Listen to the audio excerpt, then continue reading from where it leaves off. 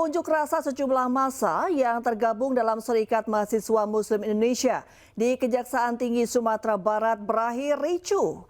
Dalam aksinya, massa meminta kejaksaan mengusut tuntas kasus penyerobotan lahan negara di Kabupaten Solok Selatan.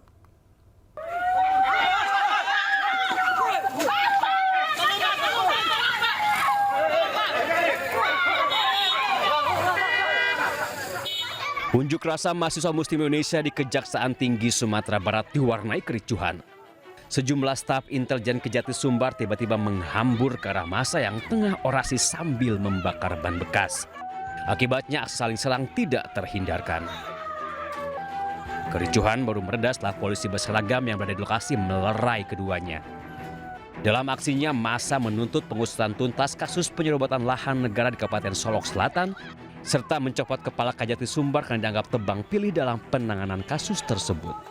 Sudah berkali-kali dijelaskan pada kita. Benar, memang kita kan memang ada nangani, lagi full data full paket oleh Kejati Sumbar. Namun demikian kan Satgas juga menangani, Satgas PKH ini. Jadi kita lihatlah tindak lanjut seperti apa. Massa mengancam akan kembali dengan jumlah lebih banyak jika tuntutan mereka tidak dikabulkan. Dari Padang, Sumatera Barat, Budi Sunandar, iNews melaporkan.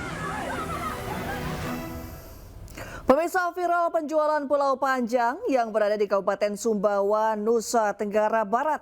Pemerintah Kabupaten Sumbawa menyebut bahwa penjualan pulau adalah ilegal.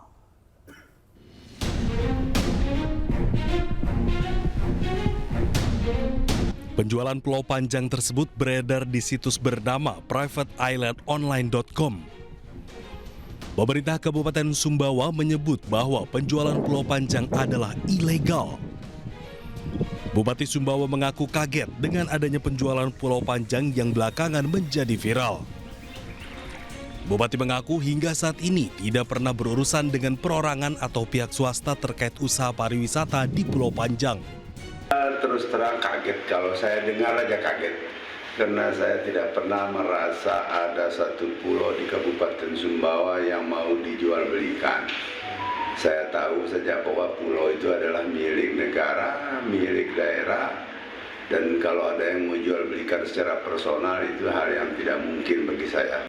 Sementara itu, Menteri ATR BPN Nusron Wahid mengatakan tidak ada satupun pulau di Republik Indonesia yang bisa dijual termasuk di situs online. Hingga kini dalam peta pendaftaran tanah di Pulau Panjang Sumbawa, Nusa Tenggara Barat belum ada hak atas tanah. Berdasarkan Permen ATR BPN nomor 17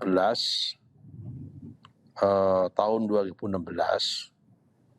pasal 9 mengatakan bahwa penguasaan atas pulau-pulau kecil tidak boleh dikuasai atau dimiliki seluruhnya oleh perorangan atau oleh badan hukum. Pulau Panjang sudah kita cek dalam peta pendaftaran tanah di Pulau Panjang Sumbawa, sampai saat ini belum ada hak atas tanah di atasnya. Meski menampik penjualan Pulau Panjang, namun pemerintah Kabupaten Sumbawa siap memfasilitasi jika ada pihak yang ingin berinvestasi di pulau-pulau tersebut. Dari Sumbawa, Nusa Tenggara Barat, Topan Iswandi, iNews melaporkan. Ya, kita ke informasi lainnya, pemirsa. Permukiman warga di kawasan Muara Angke, Penjaringan, Jakarta Utara, Minggu malam terendam banjirop akibat luapan air laut. Ketinggian air mencapai 30 hingga 50 cm.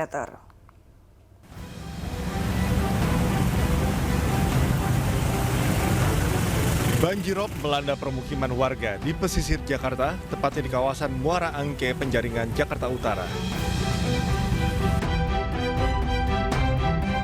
Terlihat dari pantauan udara, banjirop merendam kawasan Muara Angke dengan ketinggian air 30 hingga 50 cm. Meski tetap beraktivitas normal di tengah genangan air, warga berharap pemerintah dapat segera menangani persoalan banjirop di Muara Angke dan mempercepat pembangunan tanggul untuk mengantisipasi apabila terjadi pasang air laut. Supaya diperbagusin lah. Bapak dari mana mau ke mana, Pak? Saya dari Gunung Kompa mau ke dari Gang Empang mau ke Gunung Kompa, Pak. Oke, ini harapannya gimana Pak? Ini kan Jakarta ulang tahun nih Pak, harapannya ke depannya seperti apa nih Pak? Ya, semoga cepat ditanggulansikan aja, Pak. Sebelumnya, Badan Meteorologi, Klimatologi, dan Geofisika atau BMKG telah mengeluarkan peringatan dini angin kencang serta potensi banjirop di pesisir Indonesia yang berlangsung mulai 22 Juni hingga 2 Juli 2025. Dari Jakarta, Sofyan Firdaus, iNews melaporkan. Pemirsa, Gunung Ile Lewotolok yang berada di Kabupaten Lembata, Nusa Tenggara Timur kembali erupsi pada Senin pagi. Erupsi disertai gemuruh dan hujan abu dengan tinggi kolom abu setinggi 900 meter. Dari pengamatan pos PVMBG, erupsi terjadi pada pukul 7:20 waktu Indonesia Tengah. Gunung Ile Lewotolok berstatus waspada atau level 2. Warga maupun pendaki diminta tidak beraktivitas di radius 2,5 km dari puncak gunung. Warga Desa Contona dan Desa Todanara yang berada di kaki gunung juga diminta mewaspadai potensi ancaman awan panas guguran. Warga juga diimbau menggunakan masker untuk menghindari gangguan pernafasan dari paparan abu vulkanik.